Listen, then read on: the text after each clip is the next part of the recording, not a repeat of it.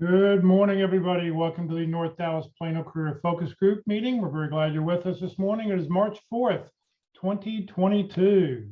Our agenda this morning, we'll start out with some success stories. I do know of one landing. We'll then go to have everybody put their 30-second introductions into the chat box. We'll then hear from our committee reports, workshop, job fairs, the practice interview team, the interview success workshop. We'll then hear the career tip of the week, and then we will have our main event.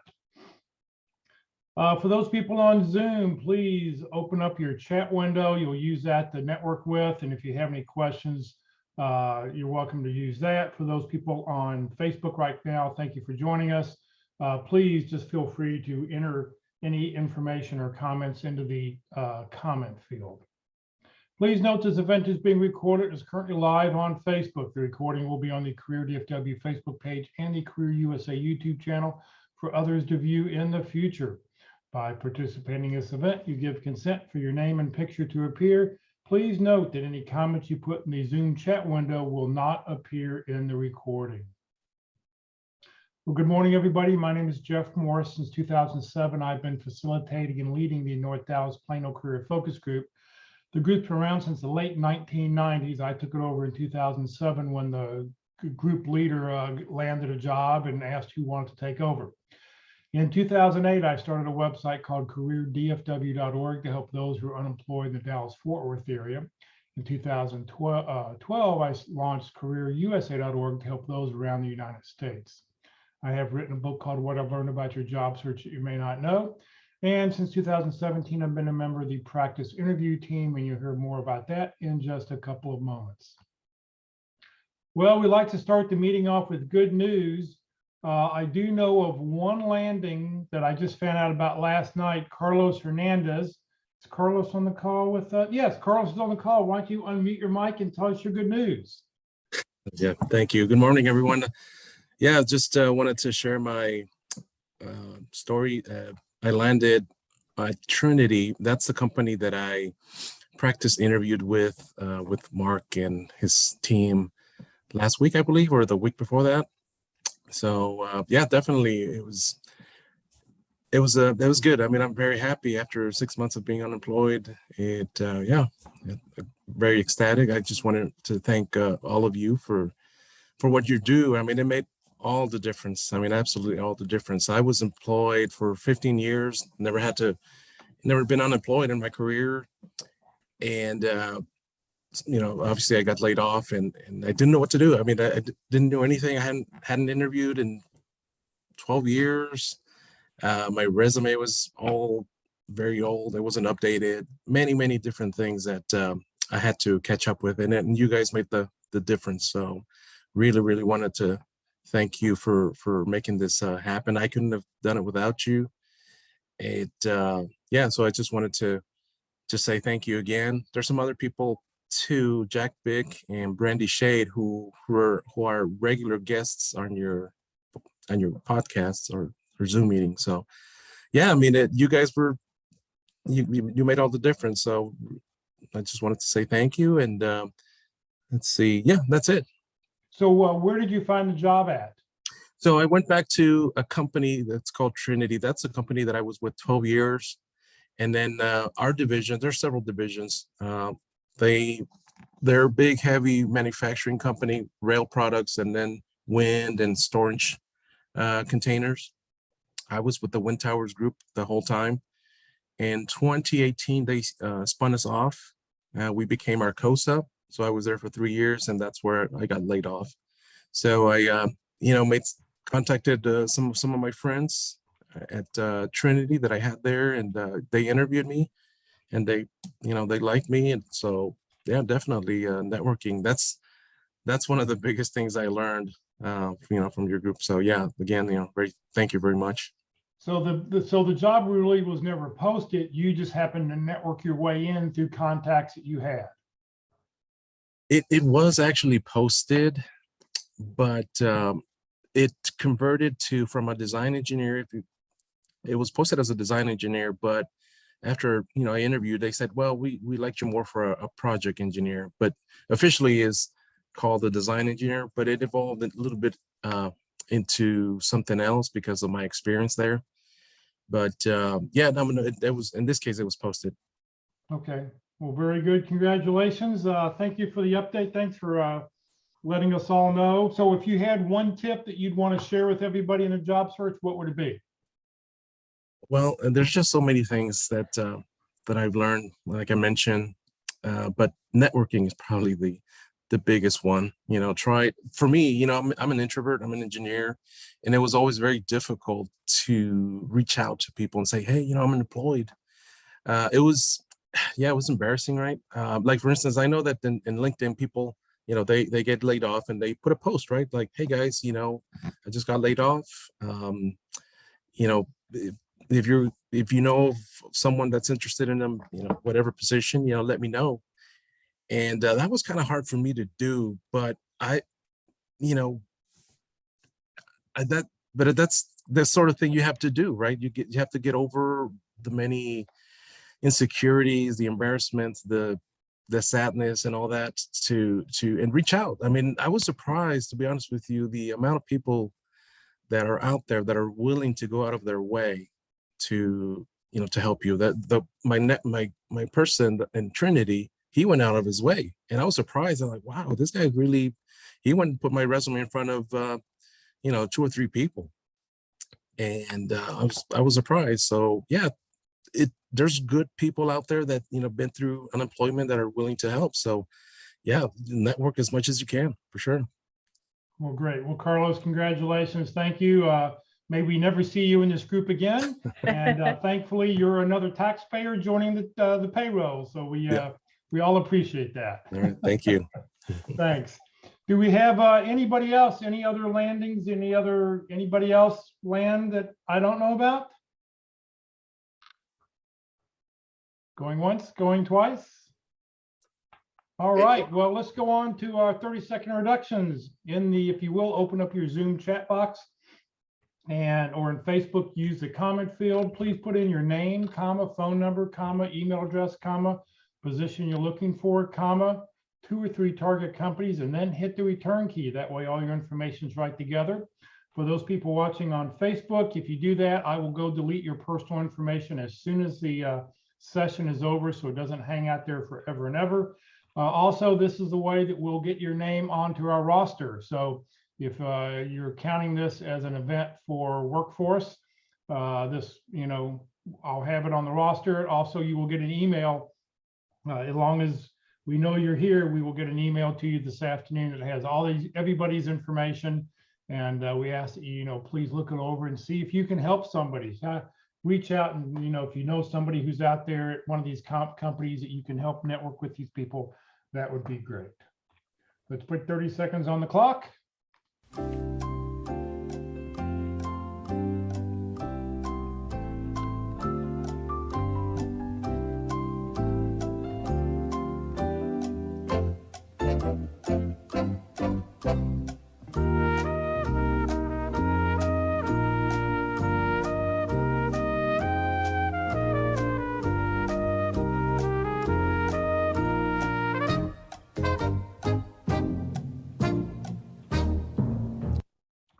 All right, well, you're welcome to keep going. If you're still typing away, please go ahead and you can continue to do so.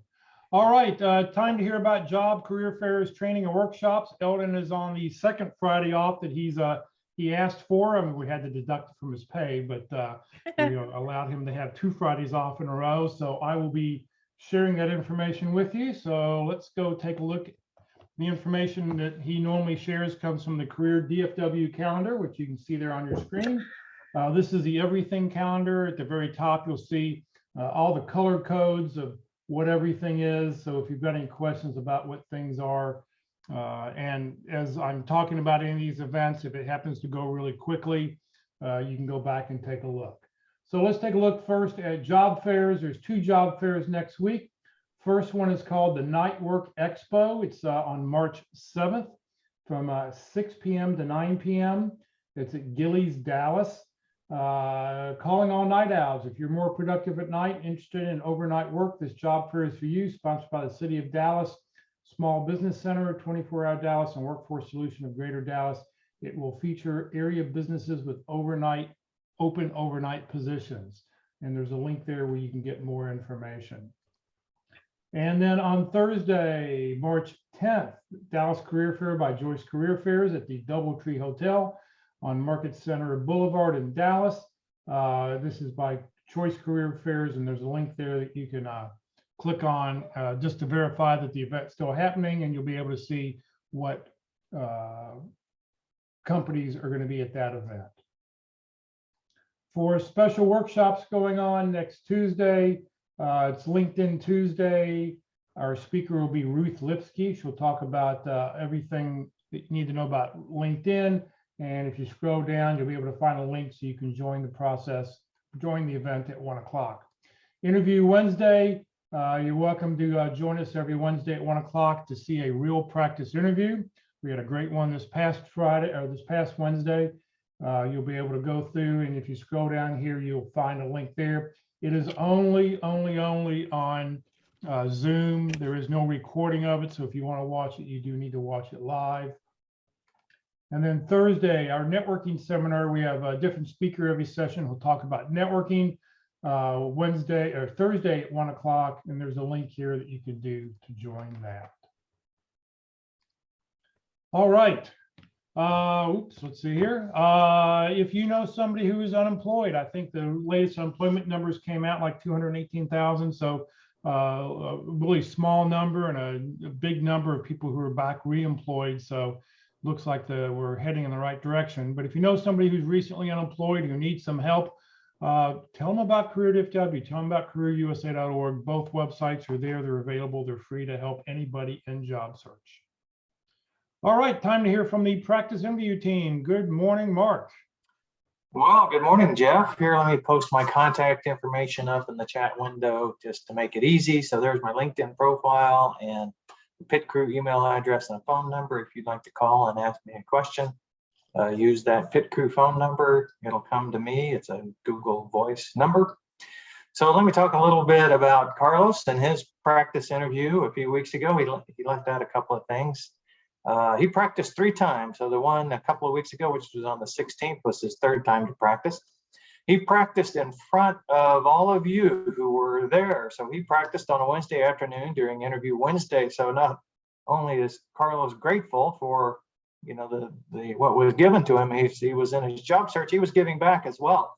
So, you know, that took a little bravery, and you can, you know, he's an embedded introvert. It must have been very difficult for him. But that's great that he was helping out along his journey towards finding new work. And then the third thing I think is key is, you know, he went back to the company he had worked for before, but it was a different division. And they were willing to kind of, I would say, bend the job description, or let me say this a little bit differently. You know, he had a sponsor and he'd worked at Trinity before, so they, you know, likely were predisposed to kind of have a conversation with him. But once they did, they realized he had some skills that they could use that weren't exactly what was in the job description. Is that fair, Carlos? He's nodding. So there you go. You know, the job description just gets you started, right? And oftentimes we talk about, you know, when should you apply? Well, you know, my estimate, if you're kind of like halfway there on the job description, I'd go ahead and pursue it. Now, that doesn't necessarily mean just apply. That means you may want to network in and find out more and develop a sponsor, which is what happened with Carlos. So good for Carlos. Congratulations. Lots of things for everybody else to take away from that landing. All right, so the Pit Crew, we're all about giving you a chance to practice your interview skills. We encourage you to practice early and practice often. If you're you know, kind of rusty with your interview skills, it may take up to 4 or 5 times practicing before you start to feel really confident that you can handle any interview situation. And the Pit Crew is ready and willing to help you with all of those interviews. So, and the very first one doesn't even have to be one that you're pursuing, so to speak. You know, you don't have to be in line or have an interview scheduled to give the Pit Crew a call. Just pick out a job description that looks good to you, something that might be a dream job for you, And if it was in the Dallas-Fort Worth area, you'd be all over it, but it's in Seattle or wherever, just find one that looks really good and come and practice, because, you know, there's a set of generic skills that apply to any interview. And so you can practice those with the pit crew and get some feedback. And that's kind of the heart of the pit crew are the volunteers who have all been hiring managers, who have all been through job transition, and then the feedback they give you after your practice interview. So we work really hard to make these very realistic by studying up on your information that you provide, the job description and your resume. I usually make a list of 15 or so questions, some from the resume and some from the job description, that I want to ask during the practice interview, so I'm prepared in advance. And then we ask those questions and give you a chance to answer them. Make an opening statement, make a closing statement, answer some tricky questions like, why'd you leave your last job, or what are your salary requirements? All that happens in a practice interview, and it's focused around, you know, the job position that you're seeking, and also where you are in your experience level, and also where you are in the process. So I think Carlos was practicing for a second or third round interview. It wasn't his first one with this company or this division of Trinity. So you can do that. You can practice for your first interview, first round, second round, third round. We can help you as you progress up the organization and deep into the organization as well. So that's the way the pit crew works. When you're ready to practice, send me your resume and job description to dallaspitcrew@gmail.com. So just email that to me. Don't make a request through LinkedIn, because I'll just reply, say, send your information to dallaspitcrew@gmail.com. And we have practice interviews, 4 time slots per week. I'm not going to say them. Go to dallaspitcrew.com and it'll explain when the time slots are. And 3 days a week we have practice interviews. We also offer one-way interviews. The pit crew's goal with our one-way interview offering is to just get you familiar with the tool. So I give you the questions in advance, then I give you a link to the tool, and then you just engage the tool, you answer the questions, that's recorded, and afterwards you get a link to the recording so you can see how you did. If you think you're going to be doing this, I would practice. I would definitely practice, because it's kind of an awkward situation, I'd have to say, to be talking to the computer and nobody's on the other end at all. There's no feedback at all. It's weird. So practice if you'd like to. Just send me an email and request a one-way interview. I'll send you some more information. What's this? My LinkedIn profile. Yep, please link in with me, but include a message that said we met on the North Dallas Career Focus Group. So I know I'm not falling into the trap of your secret multi-level marketing plan. And we actually met in some networking meeting, and I'll add you to my network. And LinkedIn's become like very much social media tool. Every time I go on there, I get caught up reading about all the people in my network who have, things have happened to them, good things have happened to them. They're all posted up there. And, next thing I know, I've lost an hour of time. But yep, add me to your network, and that'll help you with your job search. And I guess one more thing, 2 more things. I also coach on how to answer this question: why did you leave your last job? So that's the only thing I coach on. And I just kind of found out I had a knack for helping people to answer this question through my work at the pit crew. So if you're going to have a little trouble, if that's going to cause you some angst, for instance, we had a candidate this week who had a 2-month job and then a 4-month job, and just back to back. So we're probably going to have a conversation, a confidential conversation on how to handle that. But that was kind of a tricky situation for him. So, and then I'm always looking for new panelists. So as I mentioned, the only prerequisite is that you've been a hiring manager. Paul Klotz, he's right there in the middle of my screen. He just joined the pit crew, and so he's giving back during his job transition. And you can too.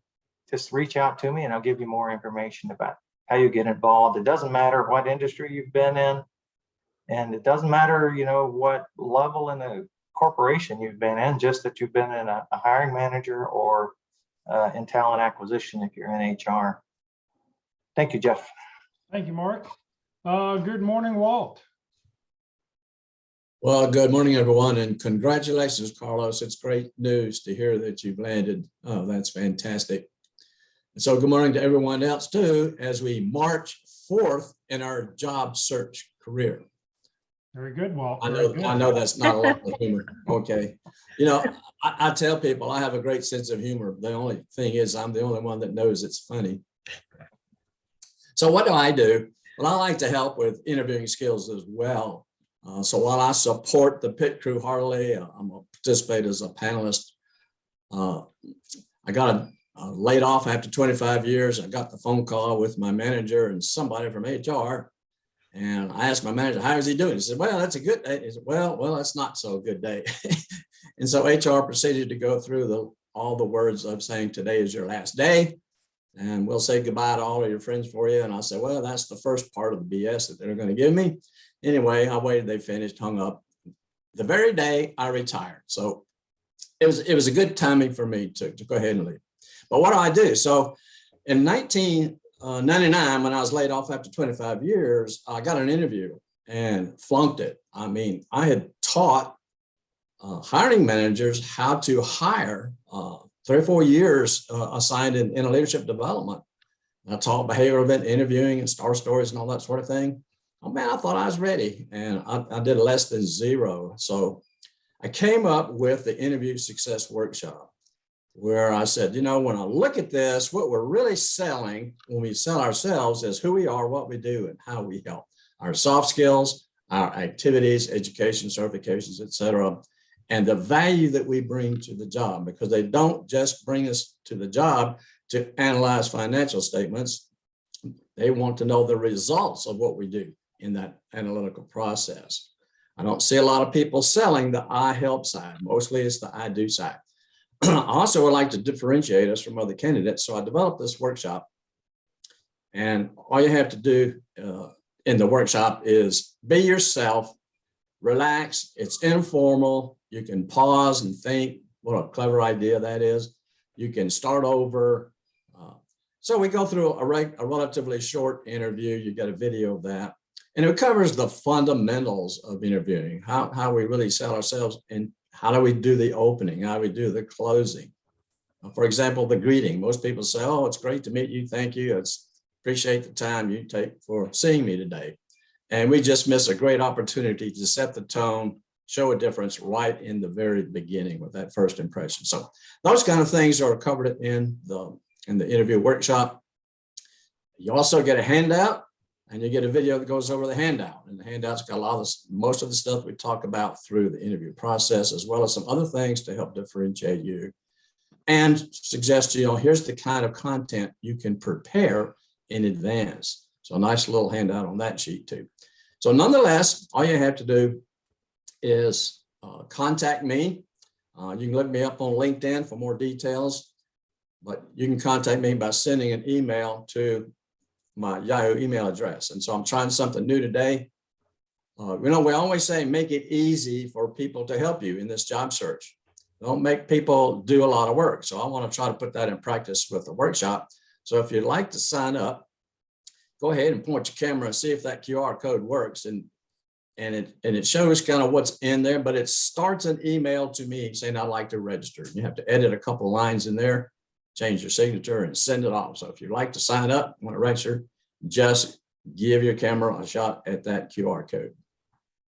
The primary thing that I like you to do when you come into the interview workshop is to relax. You don't have to have stress. You don't have to have anxiety. You don't have to have fear. So I call it learning without squirming. When our interview has begun, it's up to us to make it fun. When it's all over and all is said and done, we'll congratulate you on the job you've won.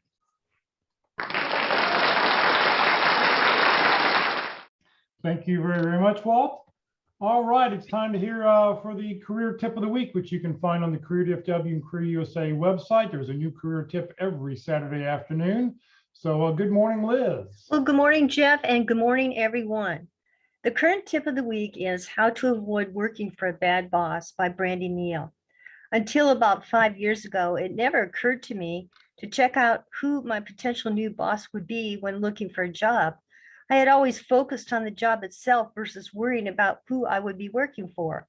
And early in my career, I was often so thrilled to have an offer in an industry, and hers was print journalism, struggling to find its feet and remain relevant alongside the rise of online publishing and social media, that I didn't mull over the real world ramifications of working for a bad boss.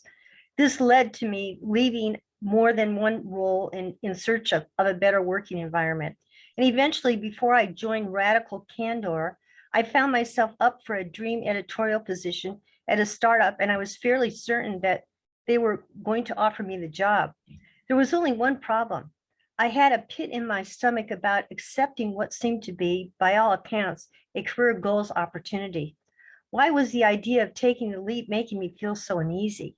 It was more money, that there was benefits. I would have an incredible amount of autonomy and the tools to establish a strong voice in a diverse media landscape. My gut was trying to tell me to scratch beneath the surface, and I needed to listen. Listen to your gut to avoid a bad boss. If you're not sure what you think of them, start by making a list of pros and cons and keep wrestling with it until you get to what is for you the determination factor. Can this person help me to take a step in the direction of my dreams, or will they trip me up? After a day of walking around feeling slightly sick about taking this new gig for reasons I couldn't identify, this was more than jitters about taking on an exciting new role, and I decided to listen to my gut and do a little research. I Googled the name of the person to whom I would report in this new role and found an archive of abhorrent tweets and other questionable online behaviors that made it clear to me there was no way I could accept the job. I promptly emailed this person and asked them to withdraw my name from consideration. And when they asked why, I used the principles of radical candor, caring personally and challenging directly, to tell them that while I was thrilled to be among their top picks for such an exciting position, and their mission statement aligned with my values morally and ethically, I couldn't attach my name to someone who displayed the type of behavior reflected in what I found on Twitter. They thanked me for my honesty, and I felt a huge sense of relief after taking myself out of the running. Bad bosses are the #1 reason people leave jobs.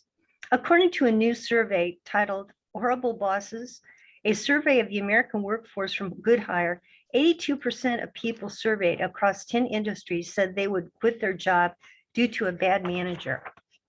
A bad boss is someone who is overbearing and micromanages, as well as a manager who expects them to work outside of working hours. What people most desire is a boss who is honest and authentic, and an authentic manager. 32% of all American workers surveyed believe that management really cares about their career progression.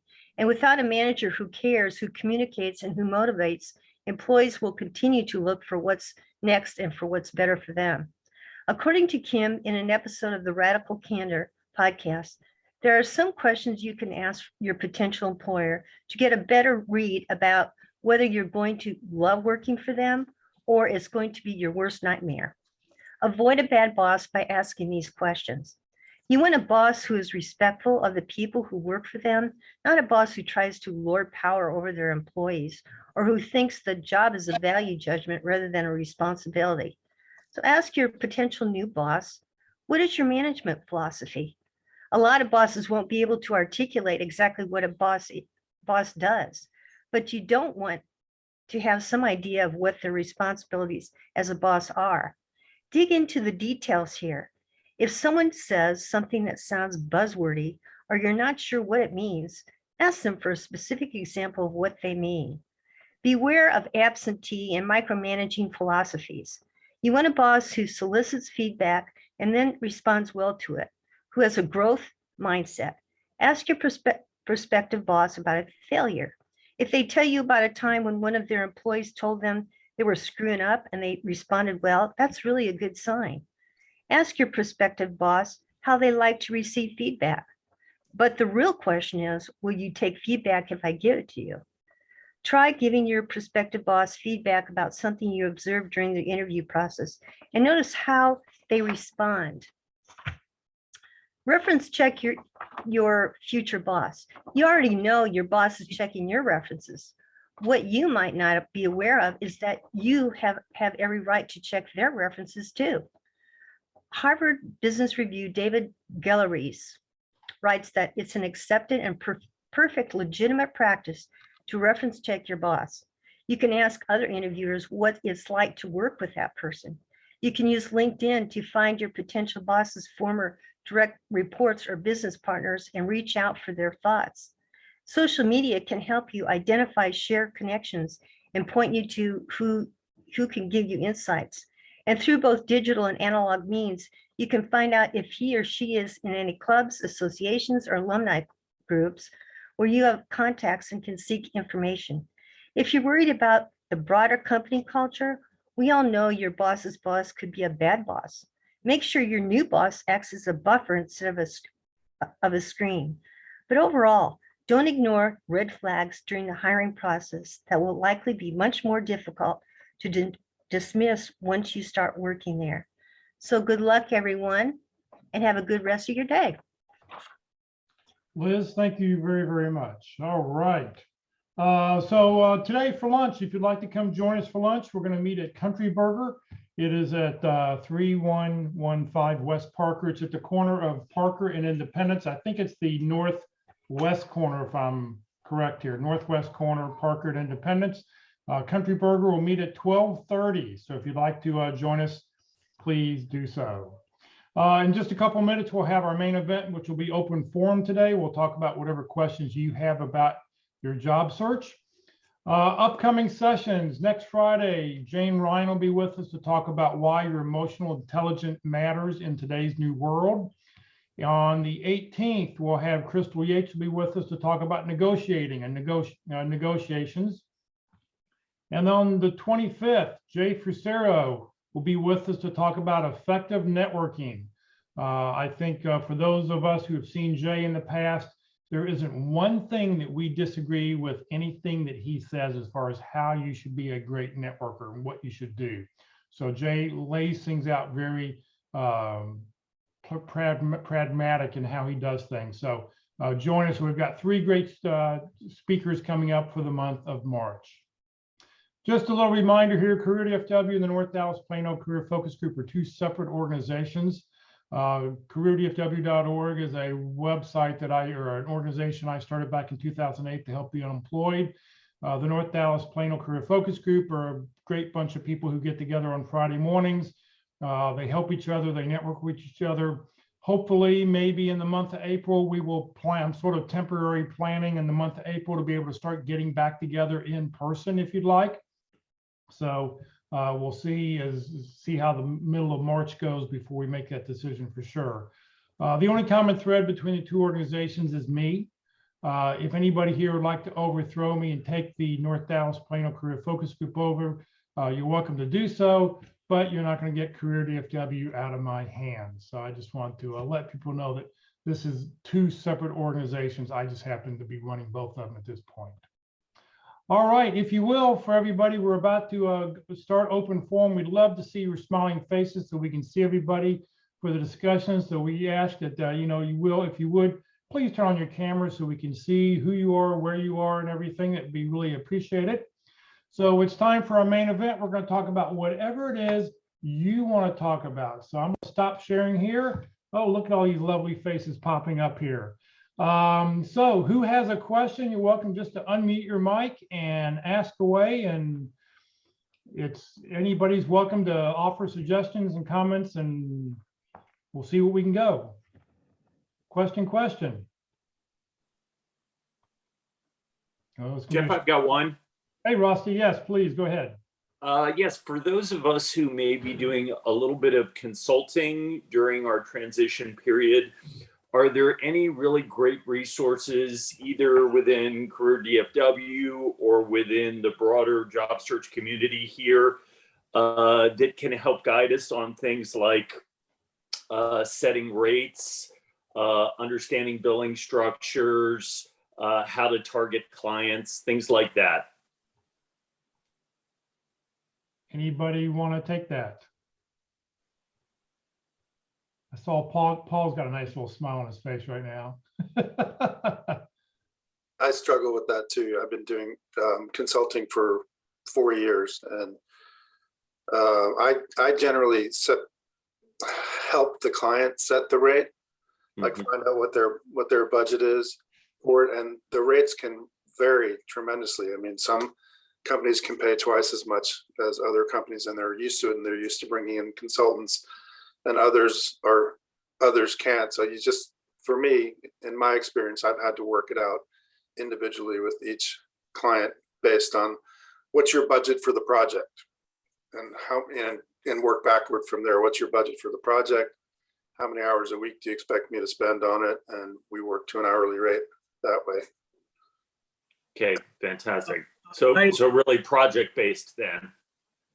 If it's a project work, where there's an actual deliverable, which is the best kind of consulting, in my opinion, is when there are deliverables, so that you feel good about billing after you've given a deliverable.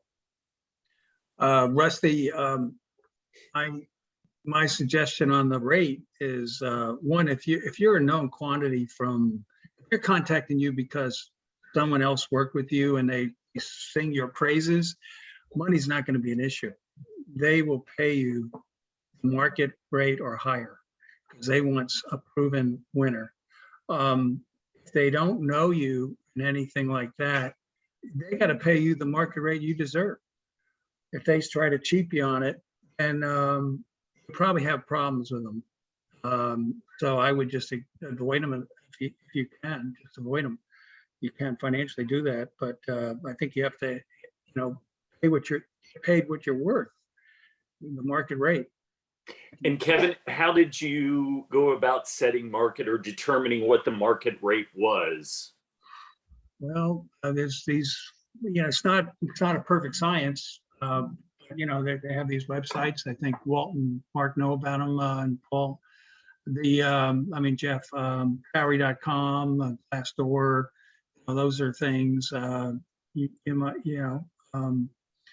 might have some HR people, friends that you could run it by them. What do they pay for this kind of work typically? Those are some ideas. You might have some direct connection in your experience that really relates to the client, and yeah. I don't put you at the top end or even above the top end. So anyway. Yeah, I mean, I've consulted through information services like GLG and Third Bridge, companies like that go out and find. And so I know the rates that they pay me, but obviously they build in some type of cushion on top of that. So if I've got a customer that's coming directly to me, I'm trying to determine how much, can I adjust that? Well, I would throw out, it's going to get 10 or 20% on top of your rate, depending on the client. Mm-hmm. I know the VA, these guys, they pay a lot. And I know a guy that has like 10 contractors at the VA, and he's making a lot of bucks. Mm-hmm. A lot of bucks. I mean, it's a racket, really. Well, similar to negotiating a salary, Rusty, take your job description that you get, go out there and search and see what the market value is for a salary position. You can then divide that by a number of hours and come up, because you need to know a minimum amount that you want to work for, all right? So you can kind of establish that by the hours. And you may have to adjust because of benefits and lack of benefits. And so generally, if you get an hourly rate, then you got to add about 25, 30%, to cover your benefits. But then you at least have that position. And then the major factor is, what value do you bring in that job? And then you can put a premium price on that and bring it up some. But it's kind of like project management. You can tell me how much work you want me to do with that. You can tell me what the budget is, and I'll tell you what I can accomplish for you. I mean, you can give me 2 of the 3 and I'll figure out the other one. Sounds good. Guys, thanks so much. Appreciate the input. All right, what else can we answer for somebody? What other questions you have about your job search? Hey, this is George Whitmer. I just put one in the chat box. A question: has anyone utilized Upwork.com or any other platforms to build on the consultant experience and or freelance work? As I'm actually still working for my company, but I'm on a leave of absence right now because I'm relocating from Virginia back to Texas, and I'm about to leave that company on the 18th of March. So I'm building my consultant experience. I've got 28.5 years in the military and 8 years now working with different companies. And then I've started a nonprofit that worked with veterans for about 1.5 years in El Paso, Texas, also before I moved here. So I'm wanting to take that experience that I had in the military, the consultant world with the government, and translate that. And I'm not sure if I want to do it on my own or go back to another company and work. So I'm just looking for ideas right now. Over. So has anybody used Upwork or any other company like that? I've used Upwork, or I'm registered on Upwork, but I've never gotten any work from it. But I think, if you have a very specific skill set, which it sounds like you do, you're probably more likely to get work on Upwork than somebody like me that's a generalist. Okay, that sounds good. And I guess as a public disclosure, I do need to say my daughter works for the company, works for Upwork. So she's an employee there. Not that you'd ever find that out, but I just, I need to throw that in there that if you're using this firm, thank you for supporting her company. Sounds good. And keeping me from having to support her. What else? Anybody else have a question or comment? I mean, George, one of the things I would say is if you have some, very specific talents and, focus, if you really get your LinkedIn profile correct, I think, you really get it up to snuff. I think it'll make a huge difference, in people reaching out to you who want your talents. So, be sure your profile is complete.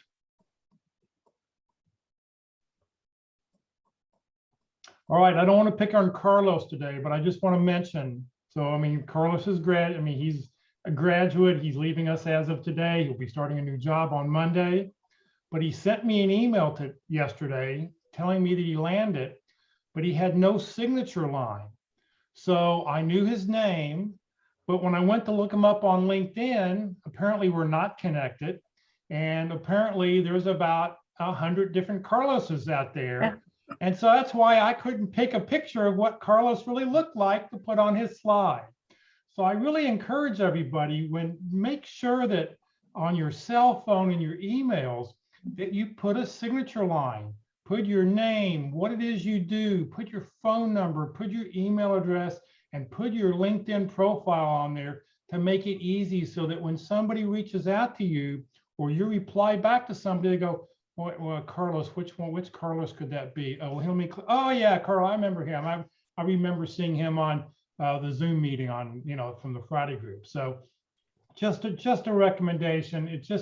It helps other people. I talk about when we do a LinkedIn presentation, we also talk about make it easy for people to reach out to you. So, every time Dennis O'Hagan used to send an email, he could reply back to me and just say no.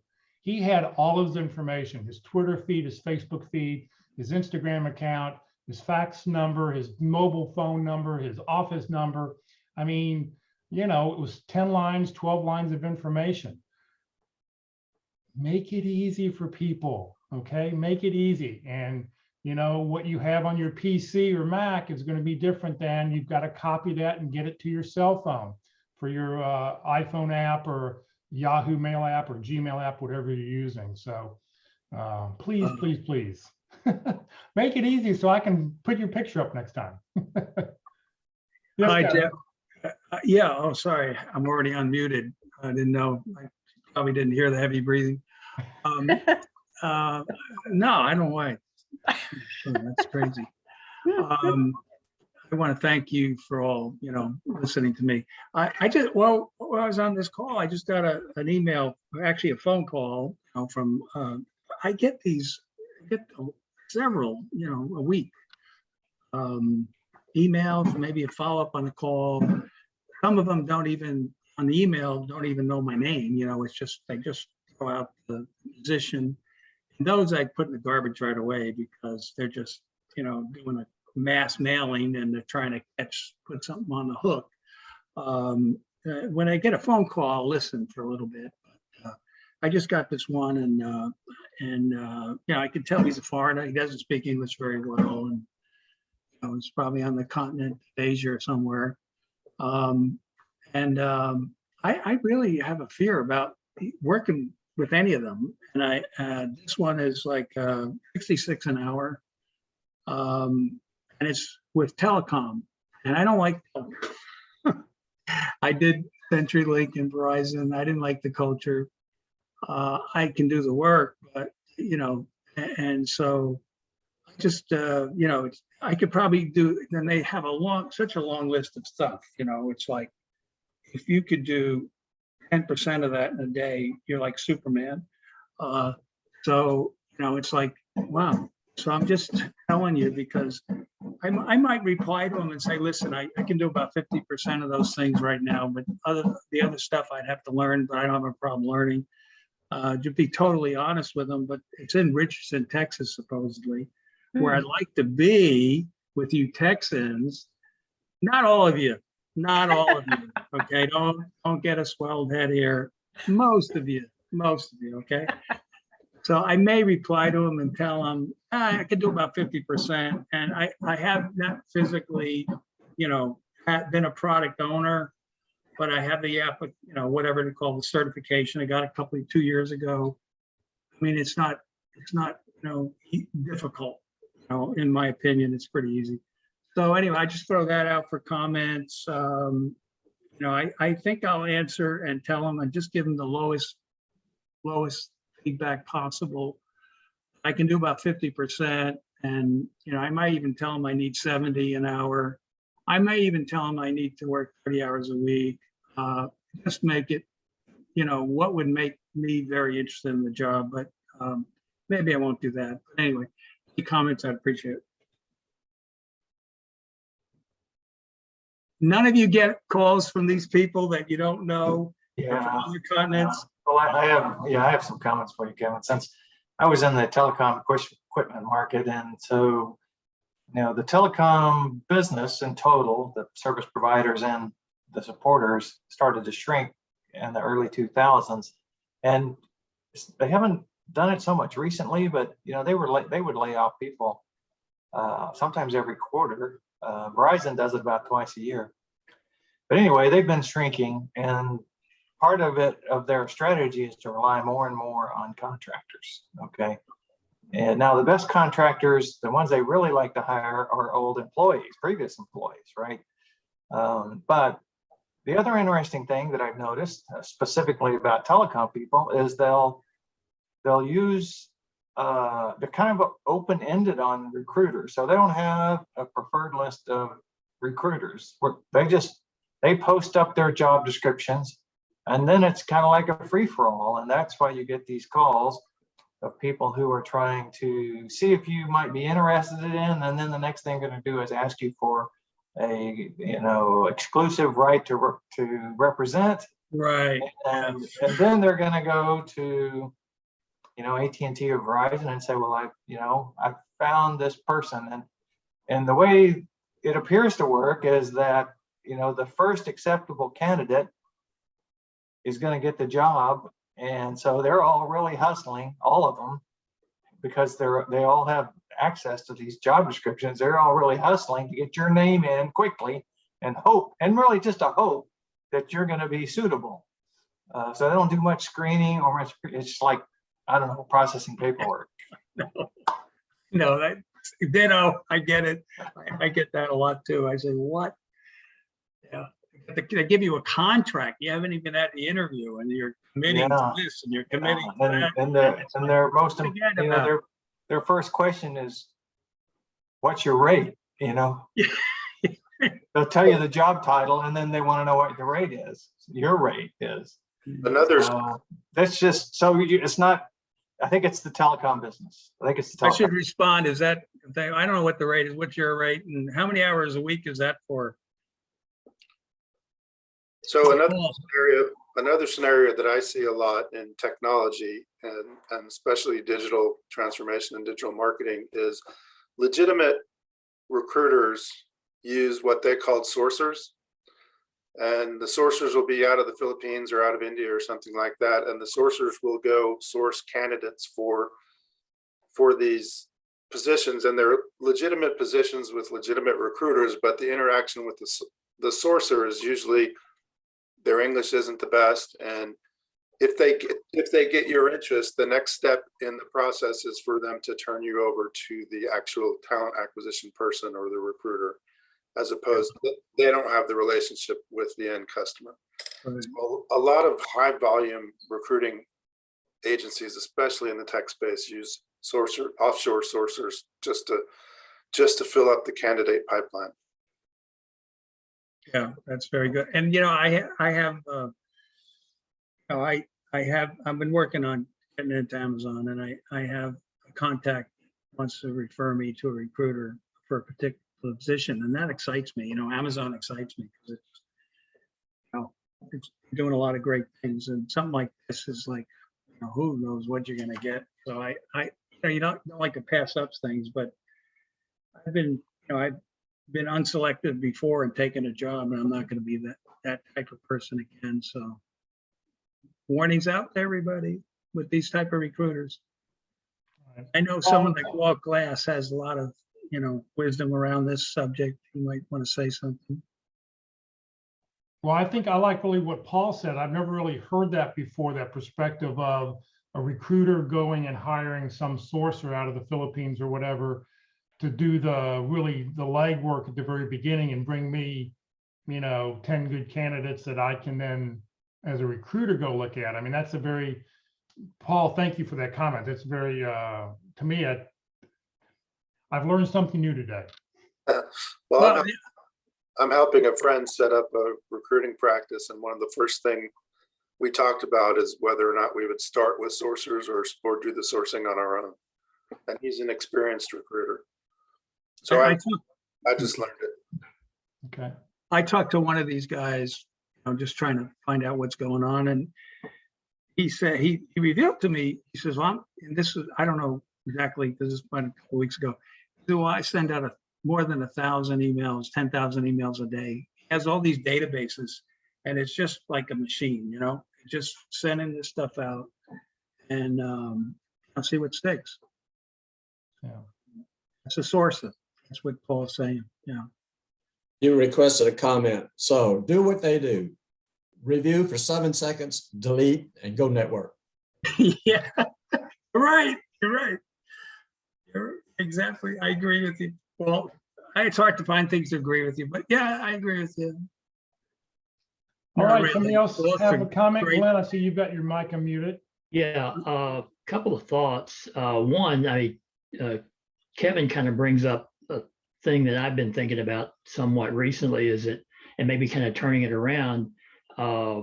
Companies, when you're interviewing, they're always trying to qualify you for their jobs, but sometimes what you're talking about there is you're turning it around. You're partly wanting to qualify the recruiter to see what they're offering you or what they have to offer, and if they're offering you something that you want to follow up on. There's a guy in another group that I sit in on who gets a lot of those kinds of things as well. And his attempt at which seems to work for him to qualify them is when he gets particularly an email message or everything, he will send them back a message and asking them some specific information like what's the rate, where is the job located, a couple of other things. And if he doesn't get a response, he ignores them. He may pass those on to the group, but he ignores those. If they take the trouble to respond to him, then he at least knows that they're really looking and following up on things, and he can decide then whether to go further with that contact. So yeah, you do have to qualify those. And he's one of those who gets a dozen contacts a day. Other point, just to Kevin, talking about looking for companies in Richardson, not exactly sure that they fit in your area, but there's a software networking wireless type company in Richardson called Mavenir. I think they're an internationally based company, but they do have an office in Richardson. Mavenir. And it looks like on the chat, I can only reply to everyone rather than to specific people. So that's why I'm just telling you here is that I don't know that they're the kind of thing you're looking for, but they seem to have a connection to the area that you're looking at. So. Okay, so you said, Glenn, you said Maveiner. NIR. NIR. Yeah, Mavenir. Got it. Thank you. Take a look. Glenn, thank you very, very much for that. Something else we can answer for somebody? Questions somebody has? I saw a hand go up. Hi, Jama. How are you, Jeff? Thank you. I did what you recommended in many of these workshops, make sure I'm easily contactable if that's a real world, but I'm a little leery about that's my personal cell phone. So I'd like to really understand how people use Google Voice, because it's this phone number is like my family, my friends, and now my entire network, right? So I'd like to figure out a better way to separate this. Can you kind of help me understand how Google Voice works and how people are using it? Anybody else out there? If you want. Yeah, go ahead, Heidi. So from a candidate perspective, because Google Voice is free, you literally just Google Voice, and it gives you an option of phone numbers, and you can choose the area code that you want. So I personally would choose, for myself, I use Google Voice because I work remotely, and I use that as my direct line for y'all, for candidates, right? But it works the other way around. So I chose my office location area code and use my regular phone. So the Google Voice actually runs through that, but you call my Google Voice direct number. It'll ask the person, like when you call me, it'll ask me what your name is. So you state your name. From my end or from your end as a candidate, you hear who's calling you, right? So it's actually screening a call. It gives you a mental preparation of preparing who it is. You can shut off Google Voice. So let's say you land a job, you can fully shut it off, and your private number is still secure. So no one uses your private number at that point or any point when you use Google Voice. So it is a real number, but it runs through your Wi-Fi. So it does that way. So if you're at home and you're using your Wi-Fi from your home, it runs through that. So if your internet goes out, it goes out. I've had calls drop for that very reason, but it's safe. And so like on LinkedIn, the connect number, my number is there. You can call my office. I'm not at my office, so I can give you a connect recruiting number office, but Google Voice is what I use for work. And I recommend that for candidates for safety reasons. For that. So you don't have to share your personal number. So Heidi, if I put Google Voice on, that means that can you leave messages on Google Voice? You can leave messages, you can text. It runs. Really? And when as long as it runs through your phone, your cell phone, it does all that. Yes. Okay. And do I have to be at home to use it, or can I be anywhere? Anywhere. It runs through your smartphone, your cell phone. Okay, but you said Wi-Fi, so well, yeah. So I mean, like you can turn on like your smartphone, you can turn on Wi-Fi, right? But it runs through your service. It runs through your phone service. It's just not. It like on caller ID, your personal number won't come up. And can I track calls that go to that number? Is there a way for me to see who's called me if I'm, just like I do on my phone bill, right? Well, you'll run through. So if you add the person to your contact list, it'll pop up. You'll recognize. Okay. Right. And you can call from your contact list also. And I set it up where I even have, like, if they leave a voice message and it transcribes through my email. So my email leaves that text. I can read the message. And that's all free? Yeah. Wait while I change everything for a moment. I reckon, yeah, you can put it on your LinkedIn, you can put it on your resume, you can use this. It's a great resource. Rusty, you have a comment? Yeah, just to add to all the good info from Heidi, Jama, when you register for your number, I might suggest that you wait 4 or 5 days just to see what type of activity is happening on the line. When I registered the first time, I ended up getting somebody's old phone number, so a number that had been used before. Okay. And that number had a huge amount of traffic associated with it. So I was getting phone calls for the prior owner of that number, upwards of 20 or 30 calls a day. So you might want to check before you publish it, just to see if you're running into any kind of excess baggage. And then if you don't have any, then it's not an issue. But if you had the issue that I had, then maybe go back and choose a different number before you put that out there. Wait a few days. Okay. That's a great tip. Wow. Thank you so much. Mark, how have you found using Google Voice? You've been using it for several years now. Yeah, it works really well. And I'm just hearing Heidi talk. I think I may need to go in and look at my settings. The way it's set up for me is I just forward it directly to my personal cell phone number. And so when you leave a voicemail, it's on my voicemail. So they'll call the Google number and, they'll get my personal greeting on my cell phone, right? So. But Mark, can you tell it's coming from your Google number? Yeah, but that's it. It says Google Voice call. I don't get any caller ID. Okay. But it may be possible to set that up based on what Heidi said. I'll have to go and check. But right now, all I know is it's coming from Google Voice number, and the Google Voice number is assigned to my pit crew email. Okay, right. So it says pit crew call or something like that when someone calls the number. So not having caller ID is a little challenging the way I've set it up. So I'm going to check that out, because sometimes people leave a message and they assume you have caller ID and they won't say who they are. Right. Good feedback. Thank you, Mark. All right. Question anybody else have? Another question about your job search?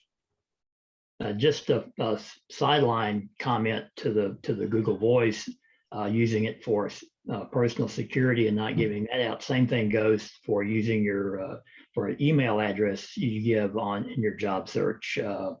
It's best to pick a separate email address that's dedicated specifically to job search, and not use your personal email.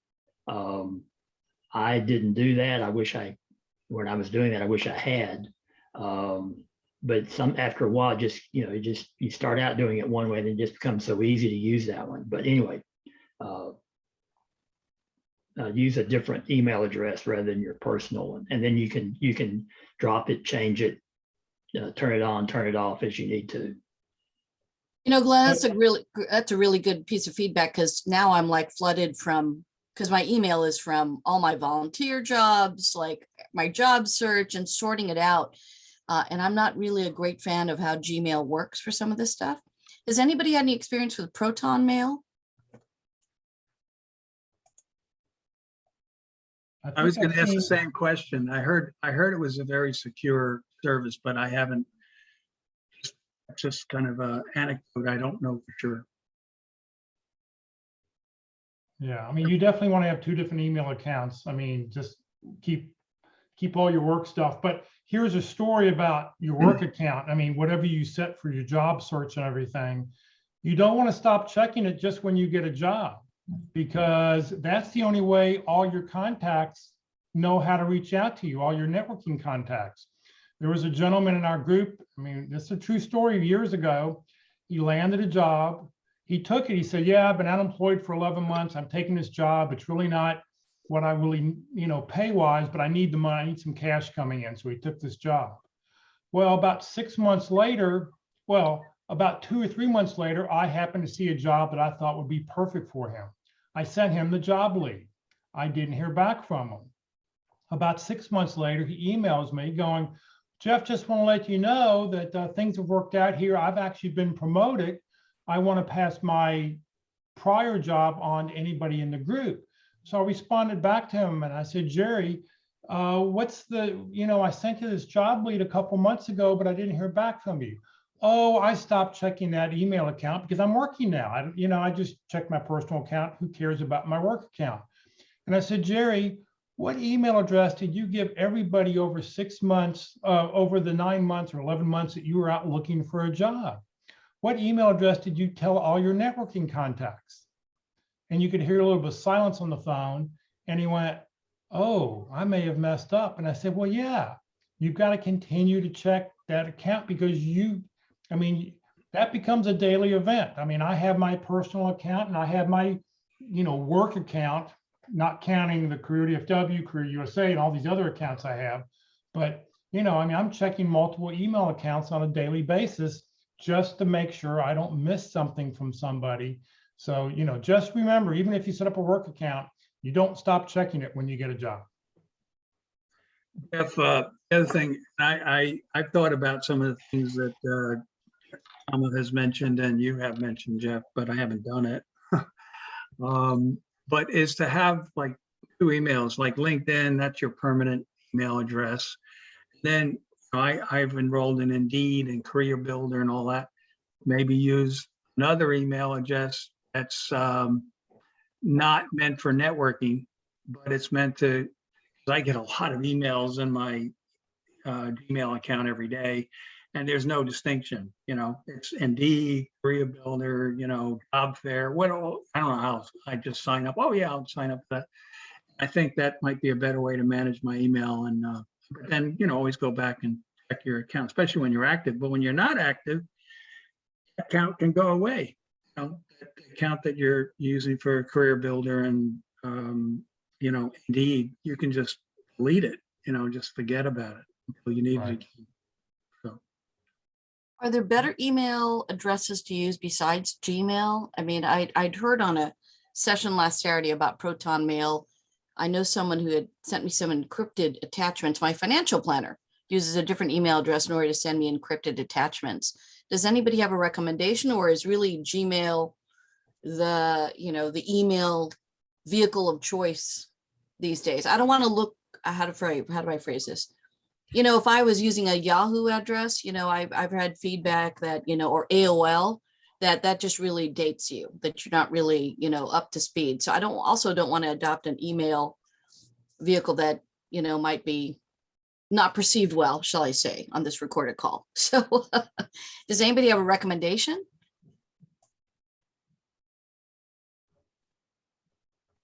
The reason people use Gmail is that it's easy. You can forward your email to other accounts. I have Gmail accounts. There's a Gmail account set up for North Dallas Career Focus Group. And if anybody sends an email there, they get a vacation reply telling them about the Friday group. And then I have it forwarded, so I get a copy of the email to my primary email or to my work email account.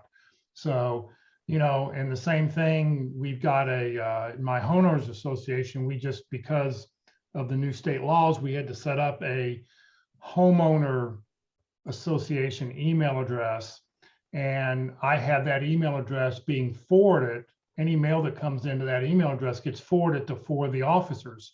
That way we all see any mail that comes in. So Gmail is really the easiest avenue to use. I have, for Career DFW, I have Calendar at Career DFW, Groups at Career DFW, Webmaster Career DFW. They all funnel into one email account that I can reply back to. If you send something to Resume at Career DFW, it all goes to one account that I can then reply back from.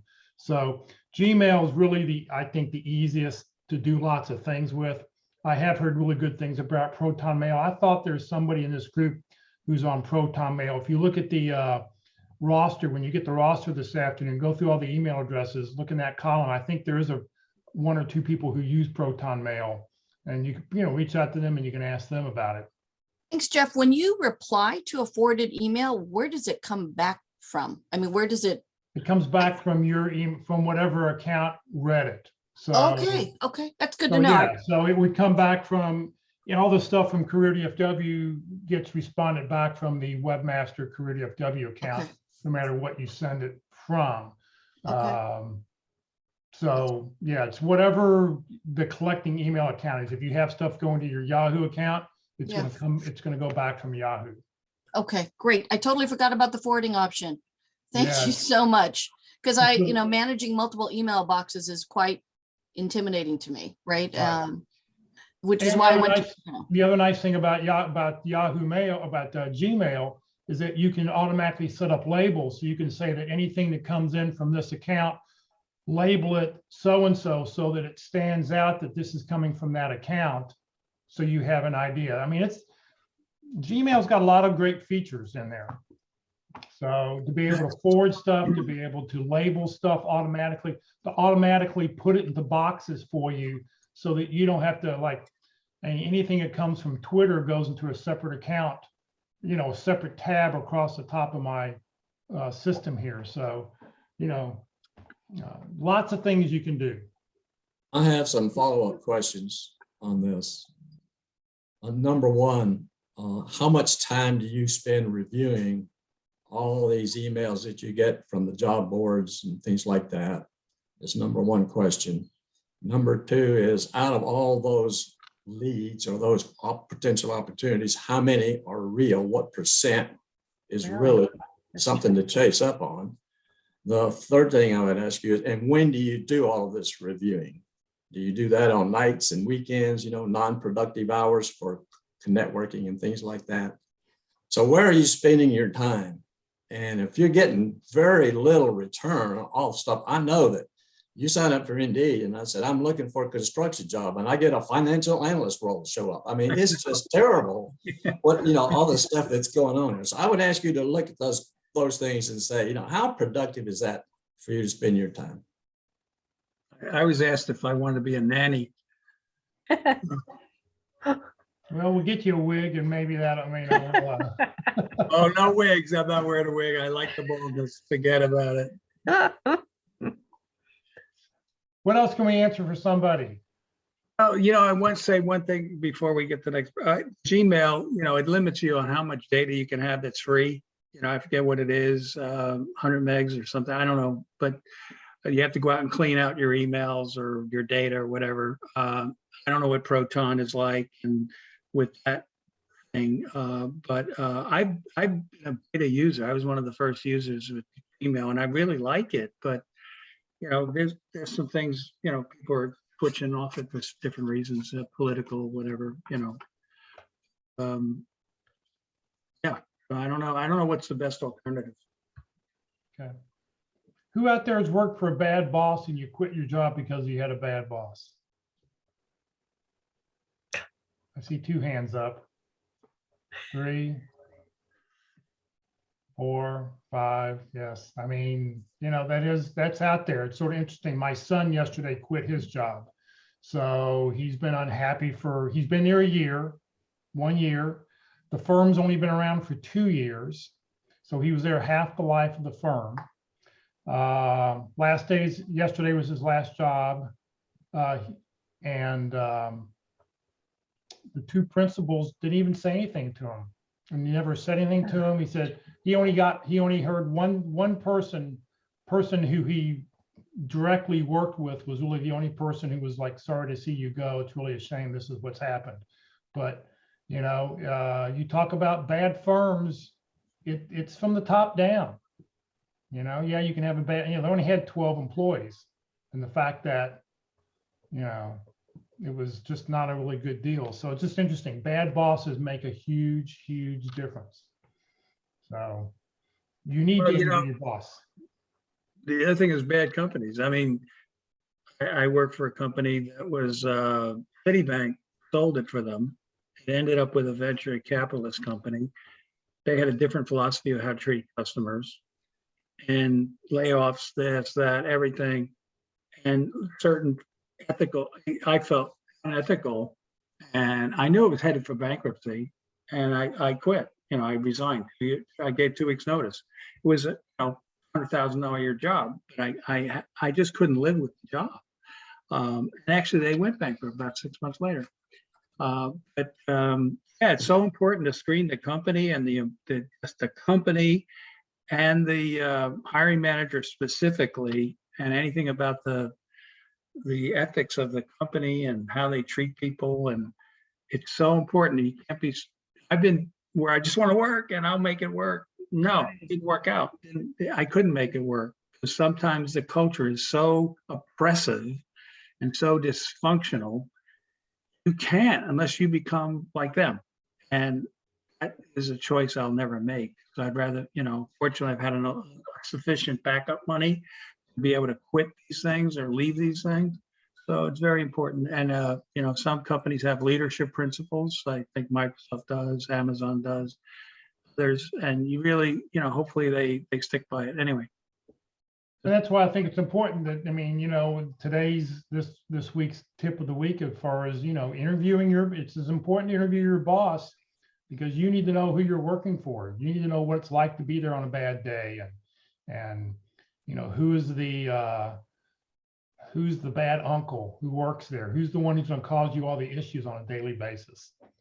It's nice to know those things before you accept a job. Just, when you're unemployed, you get that job offer, you go, oh, I'll take it just because you've been out a while, but maybe you shouldn't take it because maybe that job's open for a reason that you're not aware of yet, but you'll find out very soon.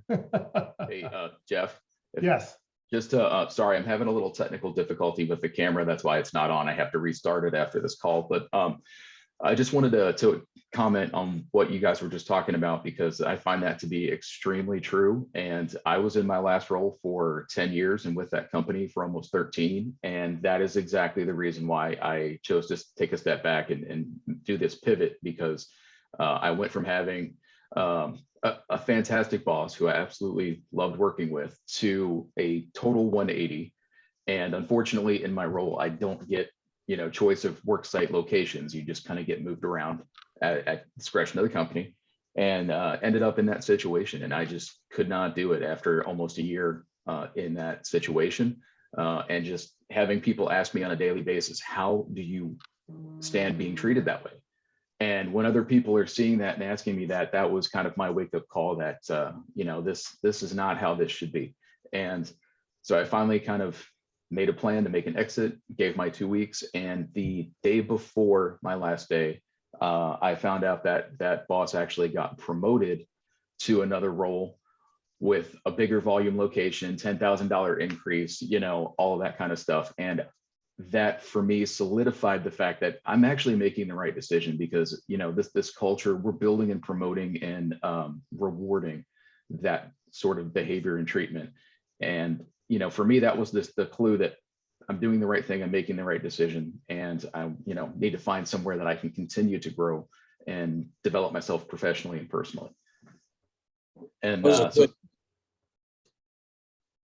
sorry. Go ahead. I thought you were finished. Oh, my second comment was just going to be to Jama that yes, that book in the chat is great. I just got it and I'm excited to get into it myself after I had a call with her about a week or two ago. So great read if you guys want to pick that book up. So my question is, which is more important, the company values or your boss's values? For me, I felt like, after so many years with the company, I felt that we had transitioned into an organization that did a really great job about talking about our values, but not really a great job about living our values. Yeah. And so, and I saw that on multiple levels, that there were some people that really lived by them, and then there were some that did not. And the ones that stuck to their guns and tried to live and support those company values didn't seem to be the ones that were really becoming movers and shakers. So the posted values versus the real values, which is what we want to find. So absolutely. I would rather work for a company that has the posted values, because I might be able to outlive a boss who doesn't carry those values. But when a company promotes a boss with those values, then you know those are the company values. So if we go to work for a company or a boss that's not a fit, it's our fault. And we all know that.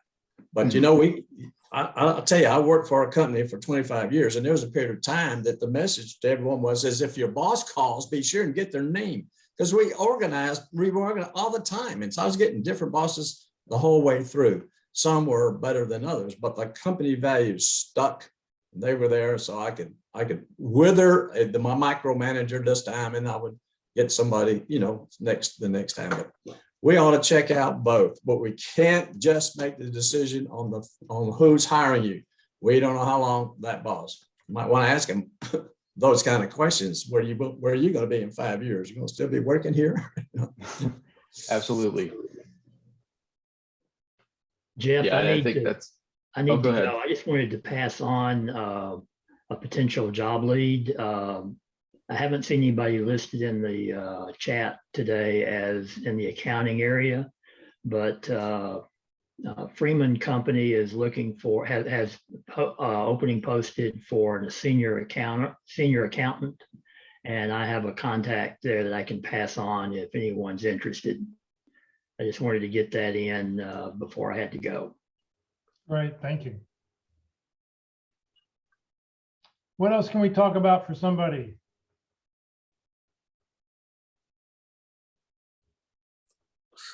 I have a comment. Yeah, go ahead, Paul. So I had to do one of those one-way interview things last week where there were 3 questions, and it was so hard for me. It's not hard. It might not be hard for everybody, but it was so hard for me. So my recommendation is if you think you may ever have to do that, do the practice one several times, because I think if you practice. I was lucky in that the one I was doing allowed me to re-record each time. So it gave me the opportunity to do better and keep doing it until I was satisfied. But even so, it was really difficult. And so I would suggest, as that becomes more common, that's a good thing to practice. Yeah, Mark, Walt, and I, we all have that service that we can offer to you. Each of us do it a little bit different. Walt's got certain questions. Mark will actually tell you the questions ahead of time. In my case, there's 6 questions, a couple of them, you get one shot at it. It's, you know, here you go, you get a shot and you get to answer it. If you do it, you do it. And if you don't, you don't. So, you know, we try to mix them up just to make it real life so you can, you know, practice and have an opportunity to do this. So if you haven't done it, yeah. Hey, Jeff, I just wanted to add something to that. Well, our computers have, you know, the camera function, so you can record yourself, you know, practicing whatever interviews. You don't have to wait, you know, for you know, for the pit crew. I actually use that to prepare for the practice interviews, especially the one that where it was a couple of weeks ago where I was in front of everyone. So that, you know, helped me quite a bit. And also Toastmasters, I joined a group. That's, you know, you get in front of people and give impromptu speeches or prepared speeches. So that's something that I would recommend as well. Yeah, and everybody can have a free Zoom account, and Zoom allows you to record. So even if you don't, you know, use your local computer, you don't want to use your computer, you can use Zoom to be able to you know, to do that or be able to come up with something. Let's see here. I think I saw a hand up. Who raised their hand? Kamani. Yes, go ahead. Hey, yes. So now, what do I take from a statement which says it's fast-paced? If someone were to tell me during an informational interview that the position is fast-paced, what do I take out of that? What should I do? What should I have as follow-up questions to something like that? What if you just ask them, how would you describe the pace of the organizations and the activities? Just ask them, because fast pace can go anywhere from, we try to do things quickly, short deadlines, to utter chaos. Okay, we don't know where they stand in between that. So it's just like the the commitment to time, 50% travel, all right, well, define 50%. What does that really mean? And so just ask them, how would you describe that? If you'll look at a lot of job descriptions, there's a lot of terms now that are coming up as just common terms. Fast-paced is one of them. And I'll tell you what, anybody know an organization that's slow-paced besides government? Yes, that's true. It's so practical. This is the thing. That's the thing that I'm trying to decide to myself for myself. What does this mean? Is it just, yeah, fast paced, everybody's working fast paced? Is this like chaos? Yeah, you just need to ask them back. Can you give me an example of what fast-paced means to you? Okay. I've been in some fast-paced jobs that there was zero idle time, zero.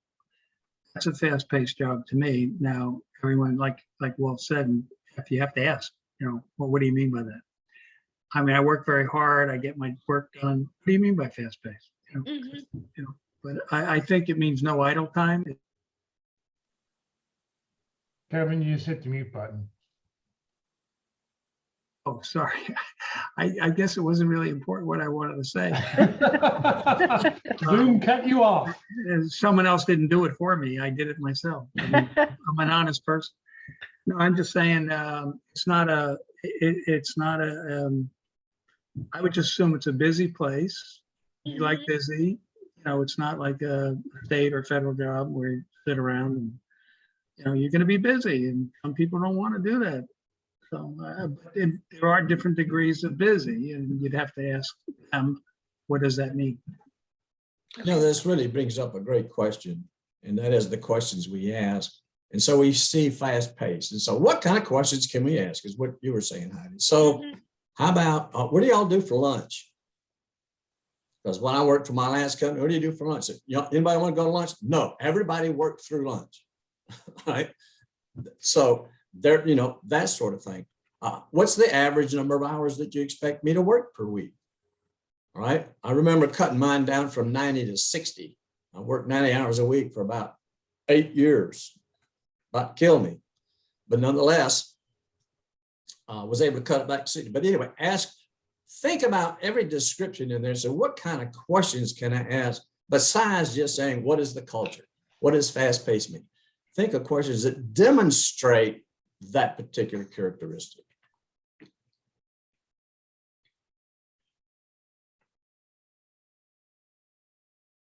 What else can we answer for somebody? Going once. Going twice.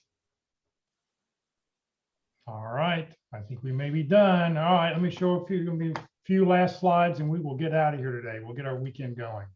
All right, so coming up next week, our speaker is Jane Ryan. She's going to talk about why your emotional intelligence matters in today's new world. So please join us for that. If you have not put your 30-second introductions in the Zoom chat window, please do that so we can get you on the roster. I will get all this information out to everybody in the next hour or so. I will work on that before I go to lunch. Career DFW and Career USA, we're putting on training 4 days a week. Join us next Tuesday. Ruth Lipsky will be with us to talk about LinkedIn search engine optimization. We talk about LinkedIn every Tuesday at 1 o'clock Central. Next Wednesday, 1 o'clock Central, we do interviewing Wednesdays. You'll be able to watch an actual practice interview, so please join us. It will only be on Zoom, it will not be recorded, so if you do want to watch it, you do need to watch it live. And then next Thursday, being the second Thursday of the month, we'll talk about it, networking. Each session, we have a different speaker to share their thoughts on networking. This session has been recorded. It is going to be on the Career DFW Facebook page and the Career USA YouTube channel. On the Career USA YouTube channel, click on playlist and then go down and pick whatever list you like, resumes, interviewing, networking, LinkedIn. And then down below where you see the red arrow, click on view full playlist, and then up will come a list with all the different titles and dates and topics that we've talked about. That way you can find the topic and go back and watch whatever you'd like. If you'd like to join us today for lunch, please do so. 12:30, we'll be at Country Burger, corner of Parker and Independence today at 12:30. I have taken a picture of this. I printed out a picture of this hamburger, and I'm going to give this to the guy when I order and go, while I'm sitting here, will you please price this out so you can tell me what you will charge me for this next time I come. So we'll see what he does. So if I remember to get it off the printer on my way out the door today, I will take that with me and we'll have a price next week. All right. Well, thank you very much for joining us today. Everybody have a great Jeff, one question. Yes, Kevin. World Class gave a great presentation on networking. And so how would I get to his great presentation? Would it be on both sites, one site, or how would I navigate within playlist to find him and his great presentation? Well, if you want to see Walt's on networking, what you do is go back, let's see here, go back here, and one of the playlists there will say networking. Okay. Which is not on this one. There's a second row that says networking, and then click on view full playlist. And when you do that, you'll then scroll down till you find Walt Glass networking. Okay, I think I got it. Okay. All right. All right, everybody else, have a great weekend. Oops, went too far with the slides. There we go. We'll see you all maybe at lunch today. If not, we'll see you next week. Have a good weekend.